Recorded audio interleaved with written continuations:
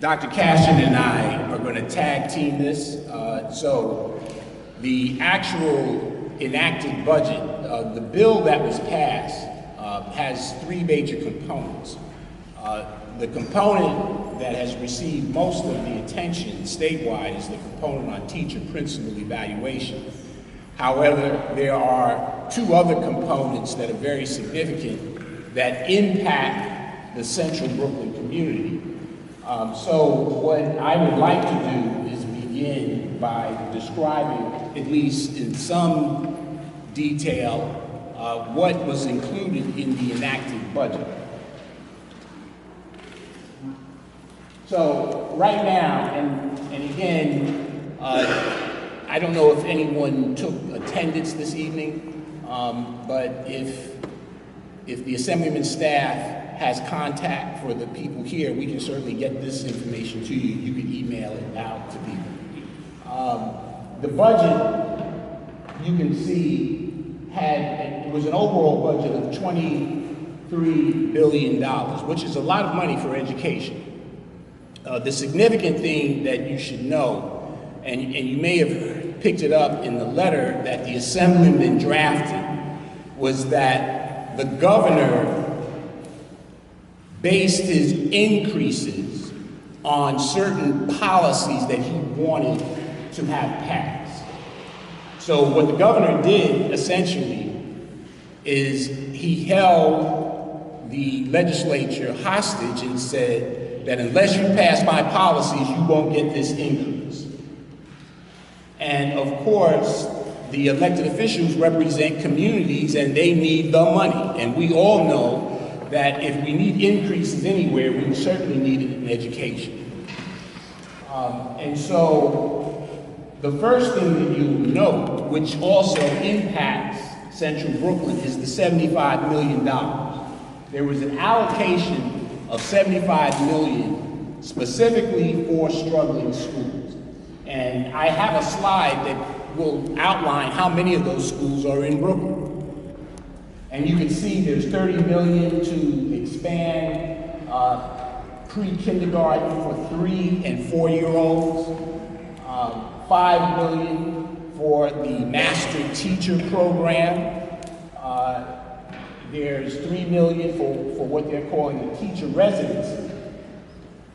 And then there's an additional $3 million for a Master's in Education incentive program. And essentially what that's supposed to do is encourage teachers to work in, I should say, difficult situations. Specifically, if we're talking about Brooklyn, to encourage teachers to take jobs in places where teachers don't often want to go, right? And I'll just be specific, like District 23, District 19, District 16, et cetera.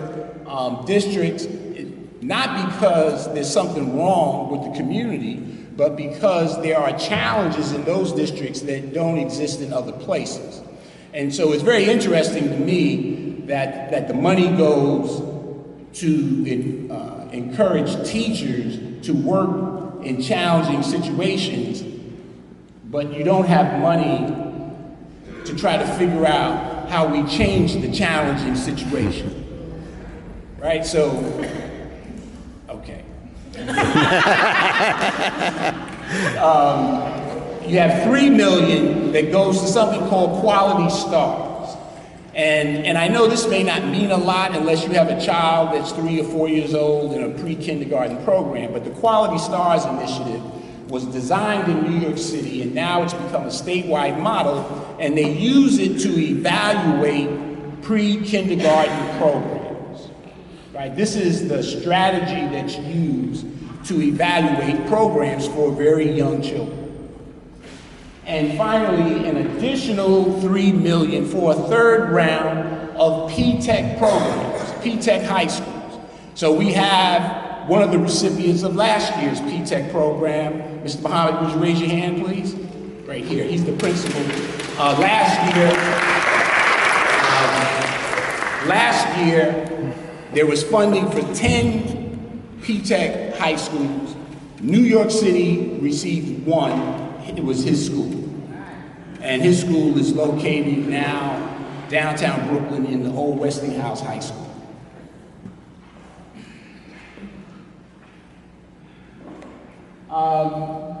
The budget was also spread out among other programs, and so you'll see $500,000 for education, television, radio, $5 million for public libraries, independent living centers. That's for young adults and adults who are disabled.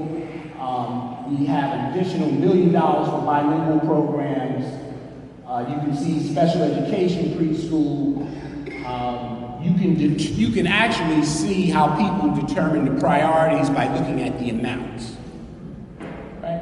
And so you can also see, so if you look at the list, and I just gave away the secret. I said you can determine people's priorities by looking at the amount. So what gets the most money?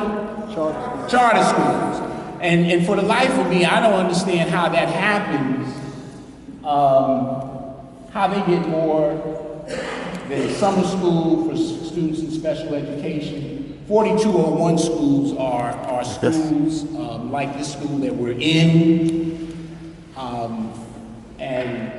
bilingual programs. Our state is becoming increasingly more diverse, not less diverse. We have individuals who speak any number of languages, and you would think that bilingual education would be a major priority. And so, again, you can see how the priorities are spelled out.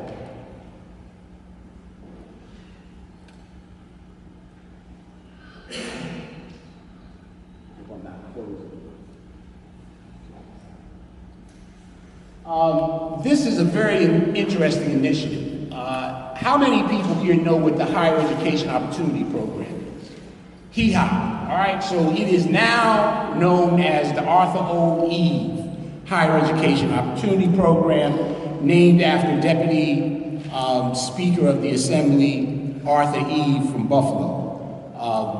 Because of Arthur Eve, because of former Assemblyman Al Vann, because of former Assemblyman Roger Green, we had something called the Higher Education Opportunity Program. This was a program that was designed specifically to provide funding for young people who were not considered to be traditional college-going students, right? So if you were in that population of young people that was considered to be a non-traditional college-going student, there was funding that they put in place to ensure that these young people went to college. Here's a very interesting thing that happened. You know, people talk about, oh, it's so hard to get young people to graduate from college. What we know, based on last year's results, we evaluated this program.